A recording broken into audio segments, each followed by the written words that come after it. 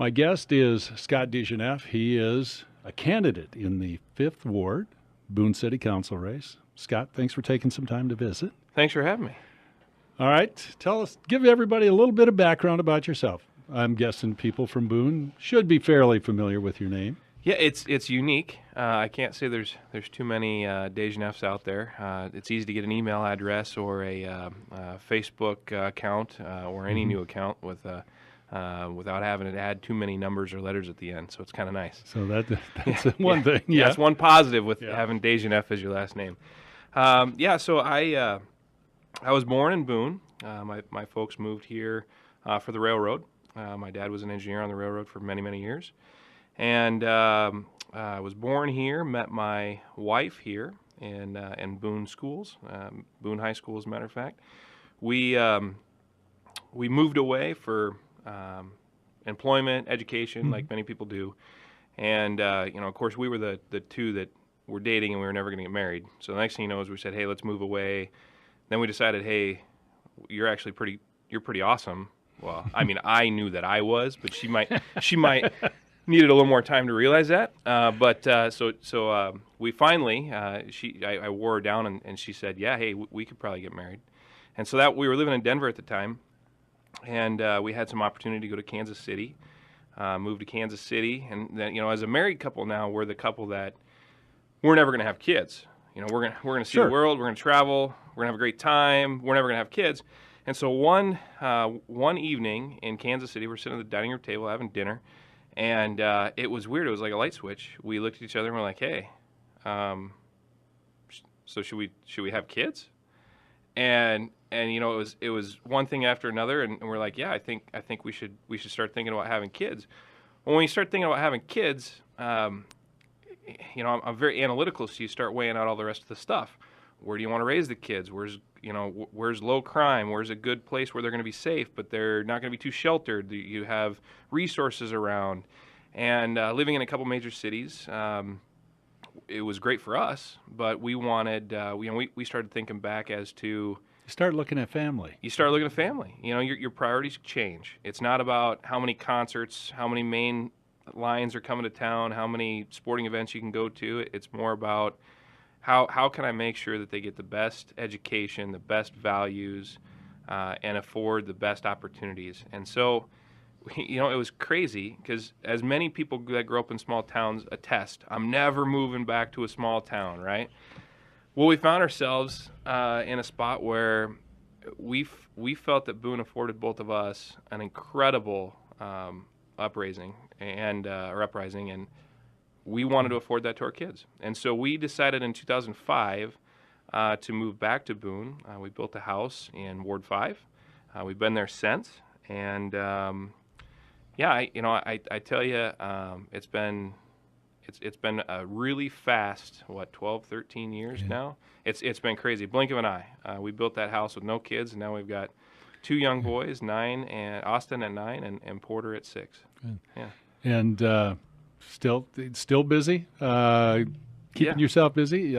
People may or may not know, but you are a member of the school board right now. Yeah. So the school board, when I came back, and I would tell you that this would roll directly into the motivation of why would you want to? Why you're already busy every other Monday night with school board.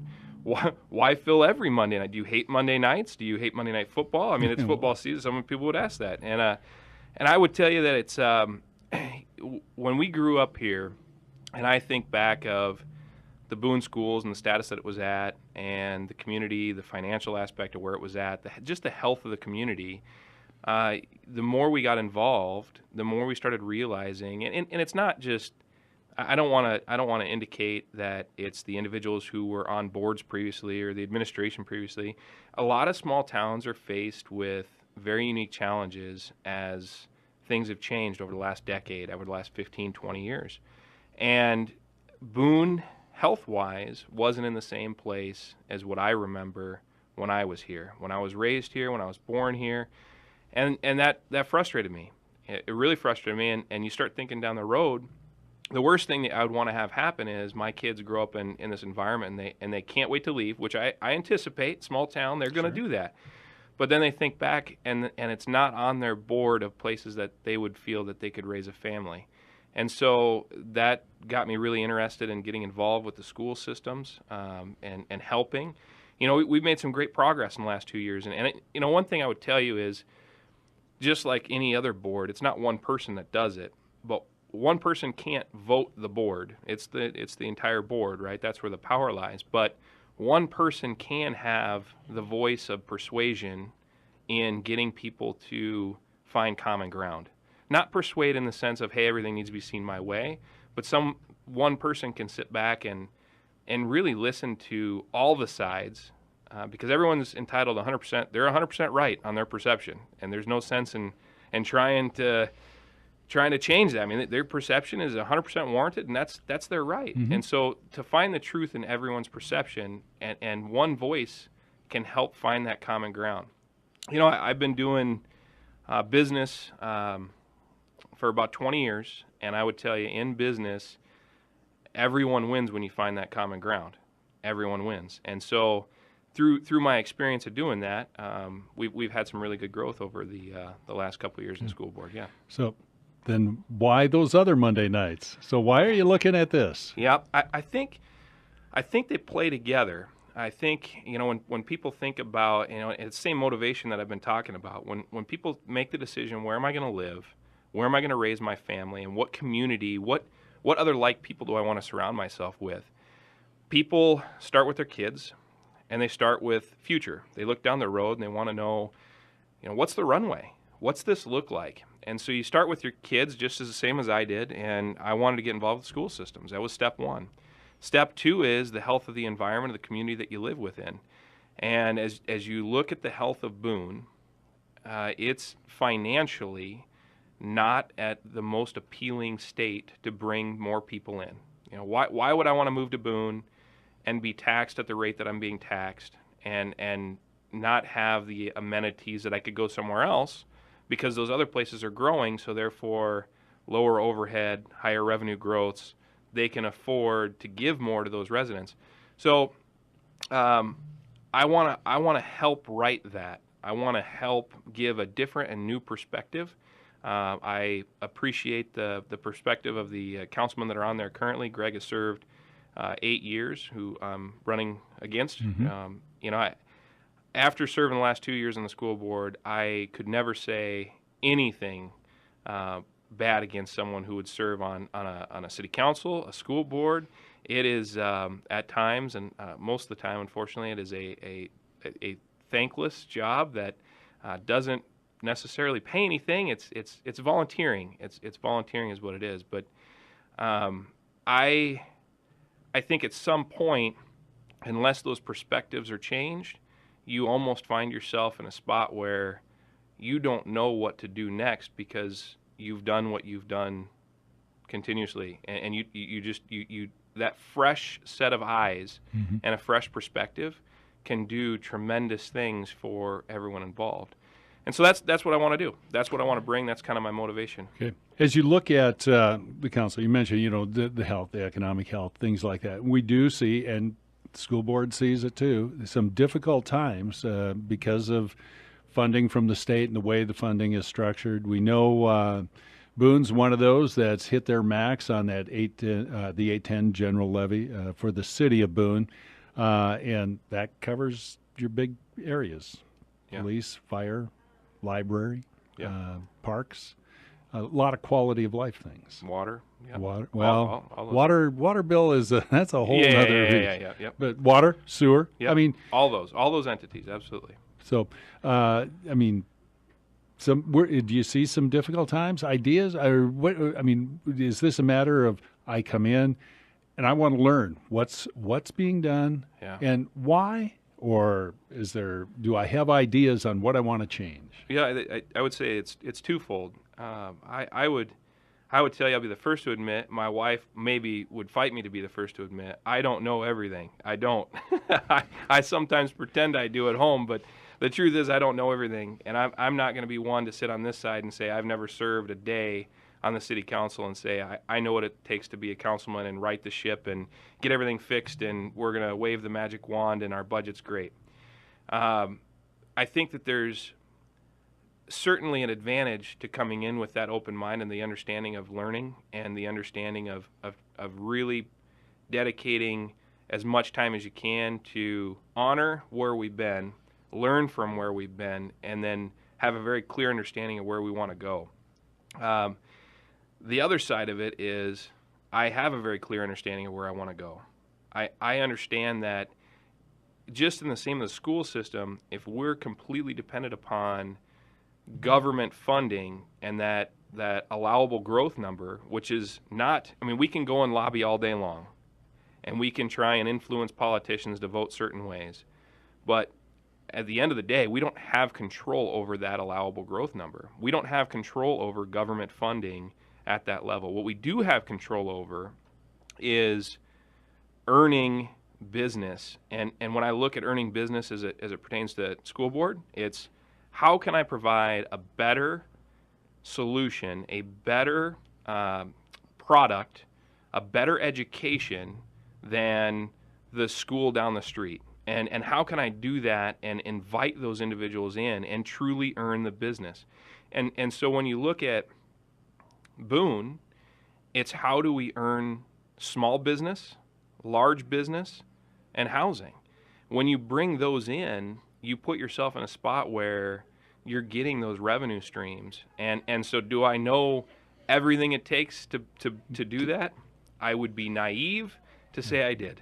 But growth does generate Yes. success to an Yes. extent. Yeah, and it alleviates the strain on the individuals who do live here. And there's a lot of people that live in the community that are that have the option of living here or living somewhere else. They're not tied to Boone. Mm-hmm. And my fear is what'll happen is those individuals that do have that, they'll start seeing the tax tables and where we're at, and they'll start saying, well, hey, you know what, I could go live here, I could go live there. And the next thing you know is the individuals who are truly part of a community and involved, they leave, and then what do we have left? You know, and that's what I want to avoid. Okay, we're going to do what I call my lightning round. Oh, good. Yeah. This is, I'll give you a topic, and you give me your short answer, your elevator speech on it. Yep. Trains blocking the railroad tracks or the crossings. Yeah, you know, here's my elevator speech. The railroad is one of the largest employers in town, and we have to look at that and thank them for what they bring to the town. Without large employers, we're not going to be in a good spot. So we need them, and we need to have them feel valued. We should be thanking them for being here because they have, 250, 300? I think closer to 400. 400? Okay. 400 individuals that are employed through there. And that, last I checked, they make pretty good money as well. So that's a pretty good, when you look at socioeconomic, of what do we want to bring to Boone, good jobs, good paying jobs, we should be thanking the railroad for what they're doing. Now, on the flip side, is it a pain when I'm trying to take my 2 boys to school? Absolutely. And we get stuck by a train? Yep, 100% behind you. So is there a way to work with the railroad and the individuals who have the ability to co-fund, sponsor? You know, there was talk about an overpass. Yeah. There's ways around things to work together. Are they going to stop trains? No. Are they going to stop doing what they're doing and coupling and making trains longer? Well, I'm in business, you know what? And if I've got a way to make more money and I'm not breaking any laws and it's not an ethical issue, legal and ethical are my boundaries, and if I can make more money doing it and I'm not upsetting my personnel or the employees, why wouldn't we do it? Now, are they aware of how bad it is? And you know, so the conversation I think was good. Were the people that necessarily have the ability to make decisions there? I don't know about that. Was there really an intended outcome of the meeting? I don't really know about that either. So what I would like to see is an intended outcome, a plan to make helpful recommendations to both sides, and see where we could meet as to an agreement, common ground, if you will. Mm-hmm. Ambulance service. Yeah. Another one of our largest employers in town. So I don't believe cannibalizing an existing service in Boone to move revenue from box A to box B is long-term the solution. You look at our demographic in Boone, it's aging. That third ambulance is rolling more now than it has 5 years ago. So if we look at how often that third ambulance is going to roll, it's going to increase. I had an opportunity to meet with the union of the fire department. Their staff has been depleted 50%, over 50% in the last 15 years. Their calls have gone up about roughly 30, 35%, right? Now, there's questions of, what calls they need to be on, so on and so forth. That's a different topic. But as you look at this, over the next decade, are we going to need 4 ambulances? And when you start thinking about what's the job of the individuals who are making these decisions, it's to provide a safe and attractive place for people to raise their families and live. That's what we're looking for. So when you think about that, the ambulance service, it's a service. And are we going to need 4 in the next 10 years? It's possible. So the 2-year agreement that's in place right now is not even a scratch it's a Band-Aid fix that will get us through a little bit of time. But I would tell you, before that agreement is even finished getting inked, there needs to be a very clear understanding that in 10 years we're going to need 4 ambulances. We need to reverse engineer the cost of what that's going to be and figure out exactly how we fund that 10 years from now. We need to turn into exactly what we'd want is city planners and not necessarily firefighters. Not any puns intended with the names of that, but we got to stop being reactive on how we're going to pay for stuff and get more proactive on how we're going to get offensive with this town. Okay. Last one, the hot topic. Oh yeah, here we go. Here we go, Jim. This is perfect. Chickens. Yeah. So I tell you, I chuckle because there's a lot of passionate individuals that will post some pretty funny pictures on Facebook there. So it's not light of the subject by any means, but there are some pretty funny things on there. I'm not passionate either way. When people started talking to me about the chicken issue, the first thing I thought about was, and this is unfortunate because this is how it works. I don't personally want chickens, so then what do you think about? Well, do I want my neighbors to have chickens? And so you immediately, my father-in-law has chickens, lives out in the country, has chickens, and we go out there, and by the way, farm fresh eggs, you can't beat them. They're excellent. So then you start thinking about, all right, well, how is it when we go out there? He has mostly hens, 1 rooster. Do you want your kids playing in all the in the chicken pen? The chicken pen. Do you want? No, not really. You wash your hands. You say that a couple times. So then you start going through that and you relive it, and you're like, well, I don't think I want my neighbors to have that. Now, he has 30, 40 chickens, and so it's a little bit larger scale. So my initial response is, gosh, I don't know if I want my neighbors to have chickens. So I get that. I see that side of it. Then you start doing a little more research, and I would tell you this is a testament to the open-mindedness aspect of what I would bring to the table, because I'm not passionate either way, but I do feel that there is a right for individuals to be heard. So I was able to talk with April, who's doing a really nice job being an advocate for that group and putting that information forward. She stopped out at the meet and greet this last Sunday. I was able to visit with her. I was able to spend some time doing some additional research on it. And at the end of the day, and I'll go back to my other point, in business or in any kind of relationship, when there's common ground met, everybody wins. And so I can understand if you wouldn't want your neighbor to have chickens because you don't want what? You don't want noise, you don't want disruption from your quality of life. You don't want a health risk. On the other side, if I own my property and I'm paying taxes, and we've already discussed taxes at a fairly high rate, why are you able to come in and tell me I can't have chickens or whatever on my land? So I get both sides. I go back to there are others that have learned from this. So why are we trying to reinvent the wheel? Let's work smart and not hard. I've gone back and I've looked at, there's quite a few cities that have been able to make it work. And they've been able to make it work without offending neighbors and without not allowing individuals who want chickens to have them. Okay. So that's kind of that's your elevator speech. That's my elevator speech. There's a way to make both happy. I really firmly believe that. And again, I'm not. If it were passed, I'm not the individual who's going to go out and get chickens. If it's not passed, I'm not the individual who's going to try and get it to pass. So, yeah. People want to find out about your campaign, want to visit with you, things like that. I know you had a meet and greet here in the middle part of October, but still, I know you're busy. You travel and do a lot of work. Yeah, I would love for you to check out our Facebook page, Degeneffe for City Council, and then I have Scott Degeneffe regular Facebook page as well, which we've been posting a lot of different information out there, and try to keep people informed of what we're going to do.